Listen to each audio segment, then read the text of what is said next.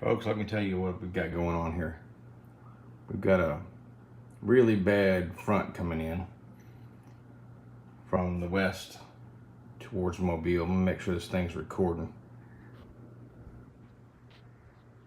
And it is brought the winds in about 20 miles an hour, 15 to 20 miles an hour with basically no let up. So I'm stuck with this situation where I want to go fishing. Problem is that I got to pick certain baits to go fish with. Right now the bass are chasing there in pre-spawn. They are chasing shad everywhere. And so I picked out a few baits here to try. Of course, the standard jig, but it's not really matching the hatch very well, and I'll show you what I've got lined up. I don't know if it's going to work out or not, but hey, that's what fishing is, right? That's what it is. First of all, it's a spinnerbait that catches my eye. And this one is by Jenko Fishing. Jenko Fishing. It is an ounce, as you can see, a whole entire ounce. It looks like something that would definitely stay down the water column, which is what I need. I need to get down to about 8 to 10 feet. But that is definitely a good looking bait. So that is going to be one of the baits that we're going to throw. I got this out of Mystery Tackle Box. It has a light wire hook, but as you can see, it has has some rather interesting characteristics here. Look how long that skirt is. I'll have to trim that up. It's got a gold blade and a silver blade. Both of them are willows. That's one bait I'm going to throw. Another one that I'm thinking about throwing is this bait by Weston. It's a swim bait, as you can see, and it also weighs in at an ounce. So I'm looking at doing that. It has got a great action. I've already taken it out. It looks like something that might also pay off. It's Hypotease ST. Hypotease ST, really realistic looking bait. That's another option. Then we've got the old tried and true.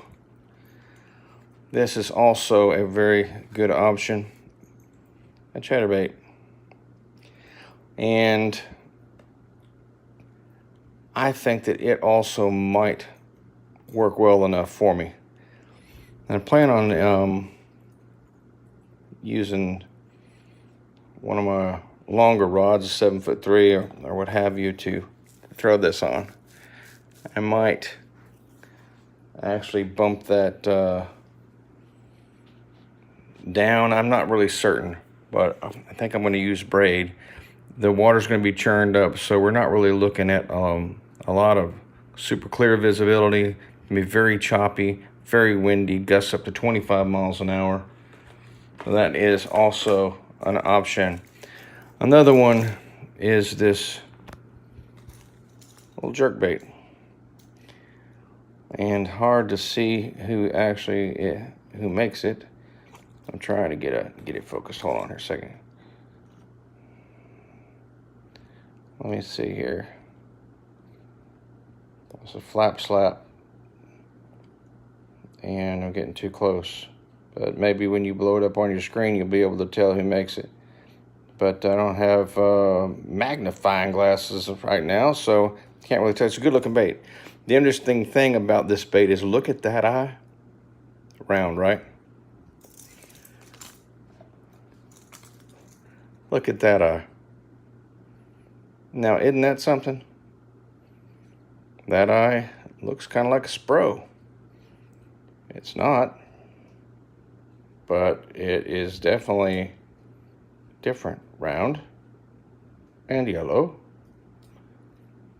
and then pointed. Is that a flaw?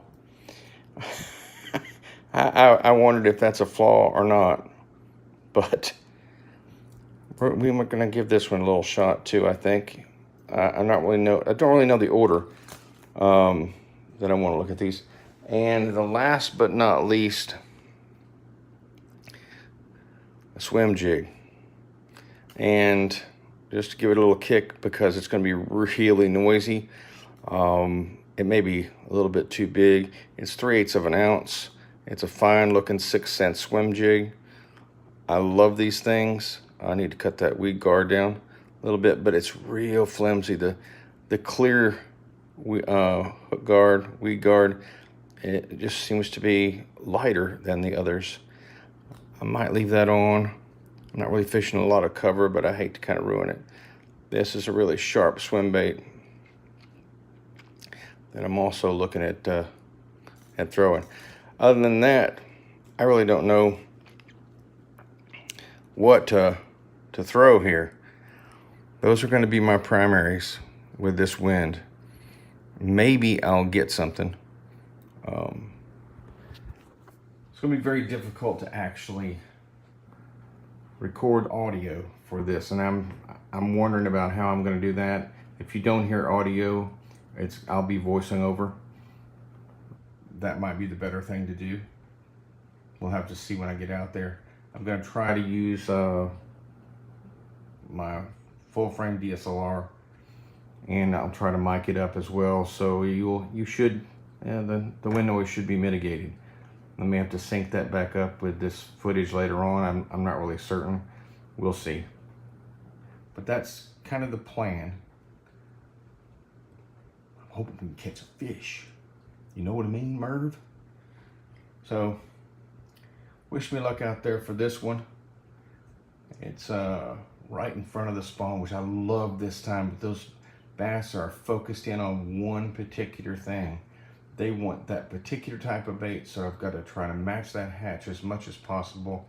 And then the biggest problem I've got is the wind. Plus, it's supposed to rain. We're right in front of this front, so it may light on fire. The other bait that I don't have with me here, but most of you may know, is not the Whopper Plopper, but the one with the wings, you know, that flaps and makes all sorts of noise. That one I'm also probably going to tie on if I can see any topwater action going on. We'll see. It may be that the fish are buckled up next to cover. They weren't the last couple of days. So if that pattern stays true, it should light them on fire. Anytime, you know, you've got wind, you're going to have some opportunities for some feeding, and hopefully a feeding frenzy. So we'll get out there and try it out. So once again, the old bait selection is as follows.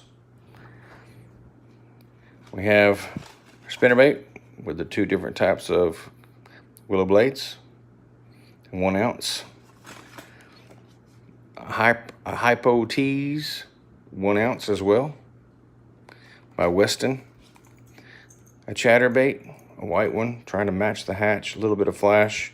Yeah, I don't paint mine black like some people have suggested, because I do want a little bit of flash. It's going to be overcast. Probably I might regret that. Then we've got this jerkin stick that I'm going to throw out there. And lastly, the old swim jig by 6 cents. Well, wish me luck, folks. I'm going to need it. It's going to be fun regardless. You really can't beat getting out there in the extremes and trying things out just to see if you can catch them. I mean, that's the fun of it all, right? If the wind does die down or I can't catch anything, I've been thinking about throwing these little crappie jigs. Maybe I can catch and freeline some bait. I've got a couple of them already tied up. You could see the heads I put on there. I put super glue on underneath. I'm looking forward to seeing how that works. I learned that from Richard Jean, The Fishing Machine. Sexy Tale Chad by Arky. So, here you have it. That's a little bit of part 1 for you. See you out there.